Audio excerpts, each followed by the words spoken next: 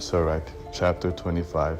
I enjoy three things, and they are beautiful before the Lord and man: the agreement of kindred, the friendship of neighbors, and a woman and her husband who walk together in agreement. That my soul hates three sorts of people, and I am greatly offended at their life: a poor man who is arrogant, a rich man who is a liar, and an old fool who is an adulterer. If you gathered nothing in your youth, how could you find anything in your old age? How beautiful a thing is judgment in the gray-haired, and for elders to know good counsel.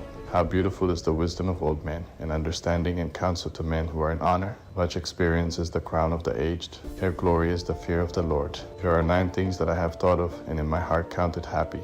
And the 10th I will utter with my tongue: a man who has joy with his children, and a man who lives and sees the fall of his enemies. Happy is he who dwells with a wife of understanding, he who has not slipped with his tongue, and he who has not served a man who is unworthy of him. Happy is he who has found prudence, and he who speaks in the ears of those who listen.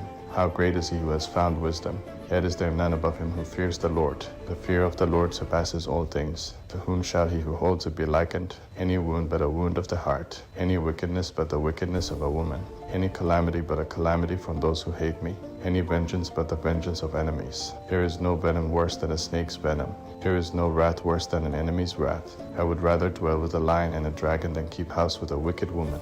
The wickedness of a woman changes her appearance and darkens her countenance like that of a bear. Her husband will sit among his neighbors, and when he hears it, he sighs bitterly. All malice is small compared to the malice of a woman.